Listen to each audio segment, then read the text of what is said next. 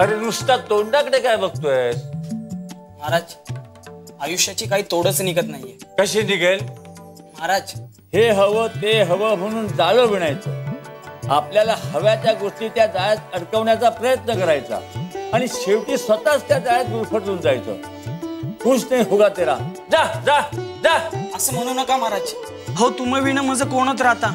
आम्हाला काय माहित? तुझं नशीब तूच घडवलंय. आम्ही सांगत होतो तुला, दरी दूर नाही, दरी दूर नाही, तरी तू आपला पुढे पुढे जात राहिला. त्यावेळी तुमच्या बोलण्याचा अर्थ मला कळाला नाही महाराज. आता कळून काही उपयोग नाही. एकदा वेळ निघून गेली की काही करता येत नाही. आता जे घडणार आहे ते पाहत राहा आणि आपल्या कर्माचे भोग आहेत ते भोगत राहा. महाराज, तू जा आता. पाहिजे यायचे. जा जा.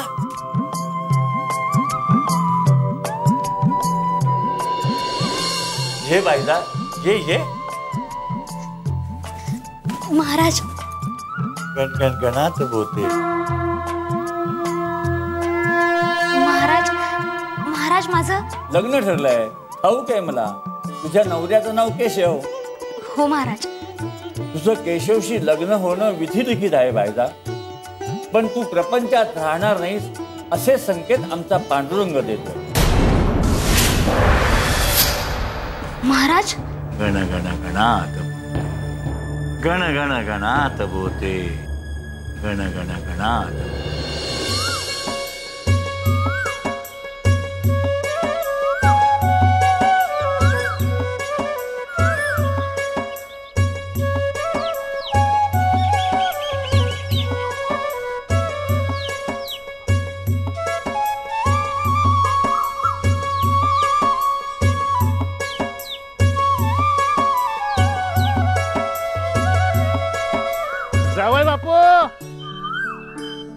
जावई बापू, ओ जावई बापू. झाक मारशील आज. चला की बायचा. जावई बापू, बायकोला घेऊन आलो तुमच्या. तुम्ही थेट आलात, आधी कळवलं नाहीत? आता कळवायचं काय त्यात? आमच्या मुलीचं घर आहे. काय पाहिजे? तुमचे थोरले बंधू ठकाजीराव दिसत नाहीत घरात? आहेत की ते. तुम्ही बसा ना. चला. थांब बायजा.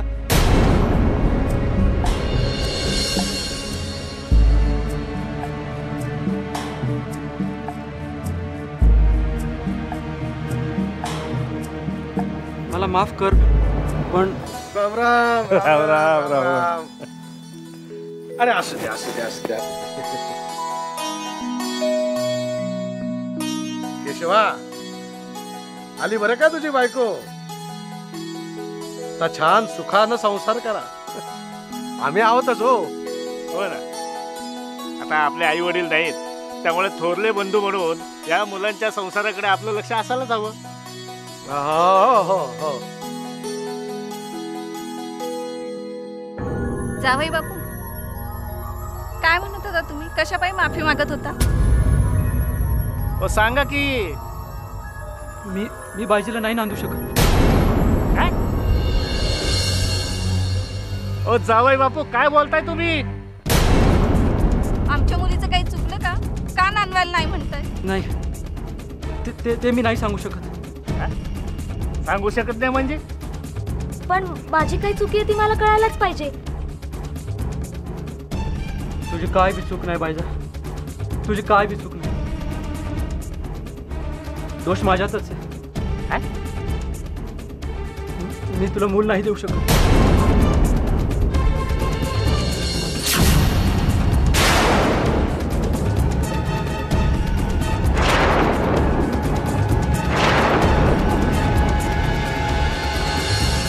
मी लगीन करतानाच सांगणार होतो, पर दादानं ऐकलं नाही.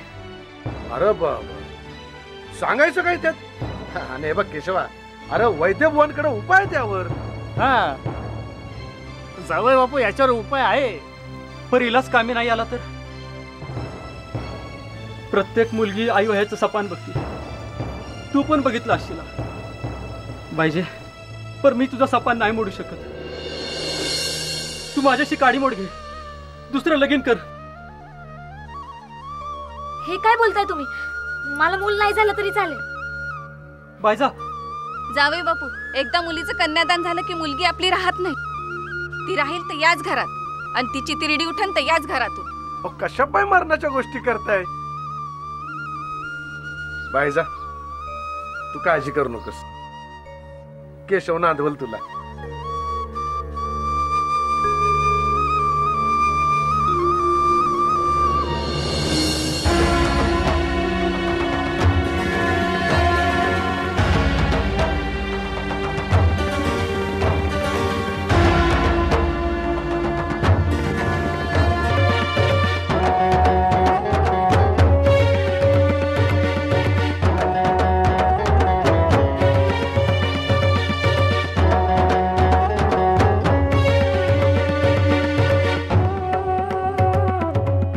पितांबर, महाराज, इथं एवढ्या लांब येऊन कसला विचार करताय आपण? प्रारब्ध माणसाला चुकत नाही पितांबर, पण प्रत्येकाला हे कसं समजावून सांगायचं?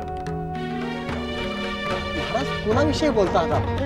शिवराम आणि गुलाबाई ते आता कोण आहेत महाराज? आहेत एका दुर्दैवी मुलीचे आई वडील. त्यांच्या मुलीचं लग्न झालंय, पण तिचा पती तिला नांदवायला तयार नाही. पण महाराज, याचं कारण तरी काय? कारण त्याच्या नशिबी अपत्य प्राप्ती नाही हे त्याला कळून चुकलंय. महाराज, आता या मुलीनं करायचं तरी काय? शिवराम आणि गुलाबाई आपल्या मुलीच्या सुखी आयुष्यासाठी आम्हाला साकडं घालायला आले होते, पण आम्ही काय सांगू? त्या मुलीचं प्रारब्धच वेगळं आहे, त्यामुळे तिचं आयुष्य.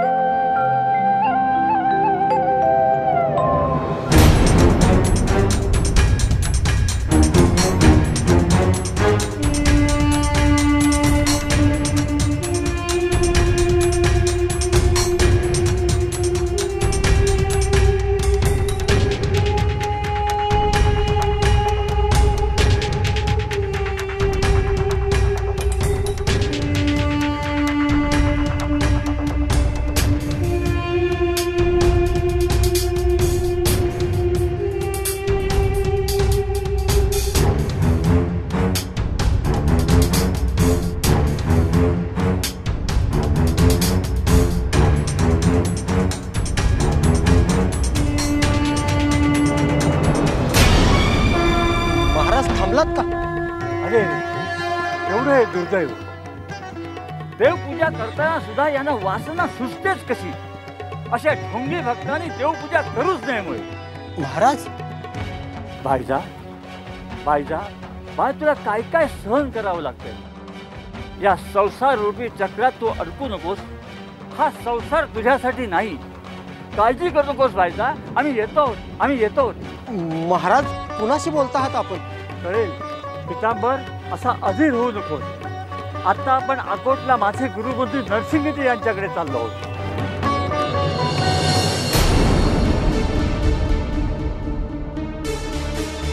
केशवच्याने काहीच होणार नाही.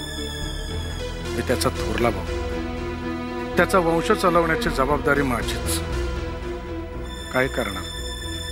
मनात नसलं तरीही काही गोष्टी कराव्या लागतात. देवा, क्षमा कर या ठाकाजीला. हे गणपा. जी मालक. केशव शेठ आले का? नाही मालक. बर, आले की लगोलग मला येऊन भेटायचं. जी. नाही, सासूबाईंची तब्येत बरी नाही. बायका पोरांना घेऊन अकोल्याला बघायला जाणार होतास ना? जी. एक काम कर, उद्याच जा. जी, पण मालक, कापणीचं काम झाल्यावर जा म्हणाला होता तुम्ही. ते होईल रे. आपला माणूस महत्वाचा, कळलं? चल निघ. जी.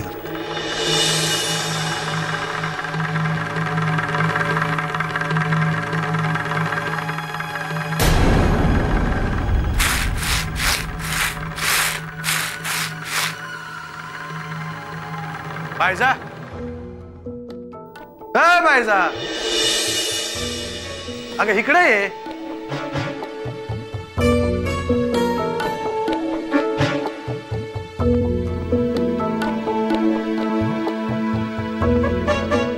जी भाऊजी.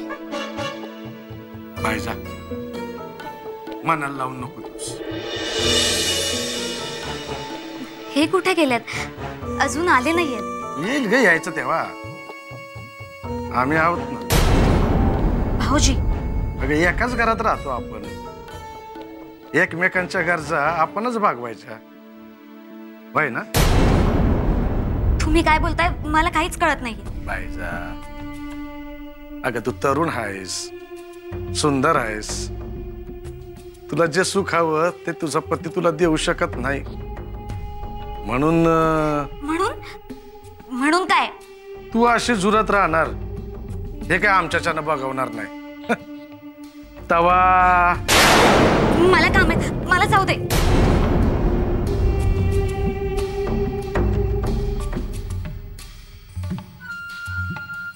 जा बाय जा. जाऊन जाऊन जाशील कुठं.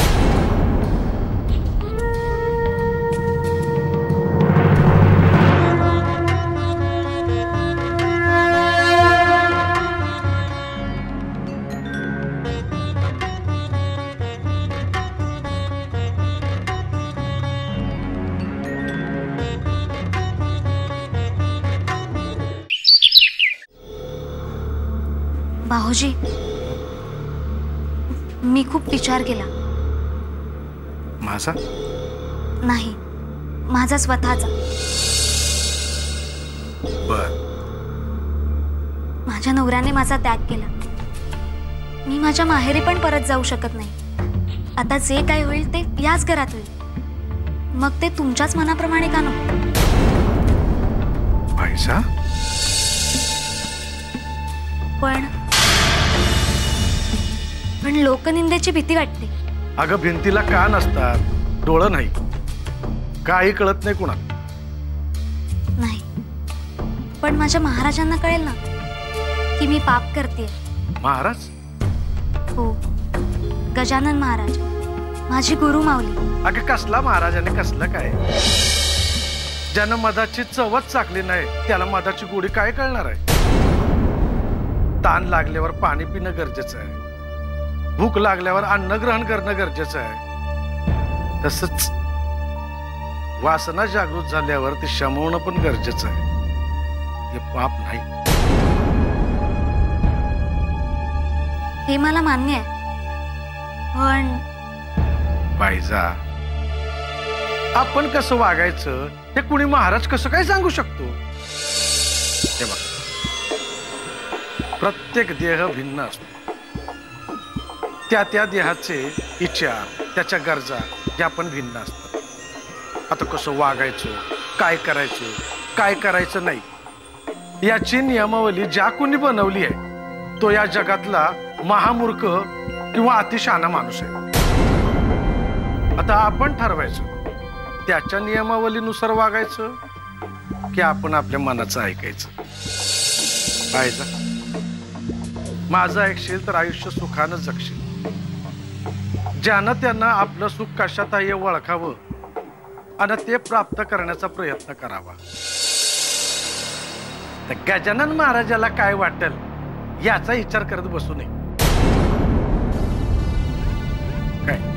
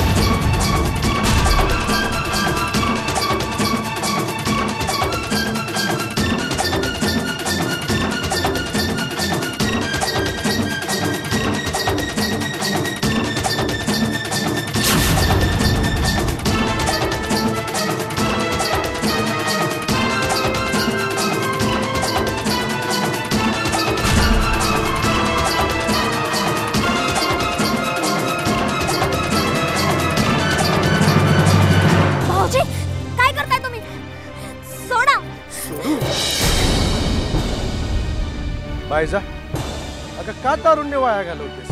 तोंड सांभाळून बोला भाऊजी. बर वाट सोडा माझी, मी त्यांना न्यारी घेऊन चाललीये. मग आम्हाला बी खाऊ घाल की. आता केशवनं खाल्लं काय आणि आम्ही खाल्लं काय एकच. भाऊजी पुरे झालं तुझं सती सावित्रीचं टोंग.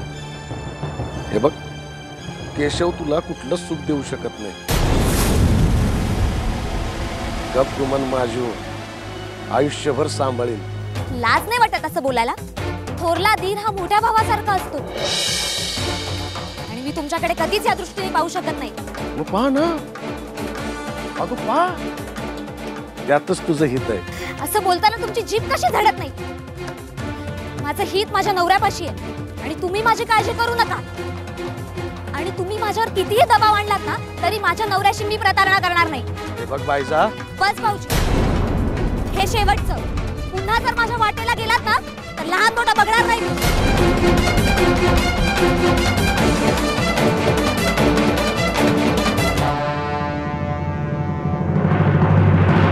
बायजा, माणूस एका क्षमतेपलीकडे उपास धरू शकत नाही. जगायचं असेल तर भूक भागवावीच लागते, मग ती पोटाची असो नाही तर शरीराची.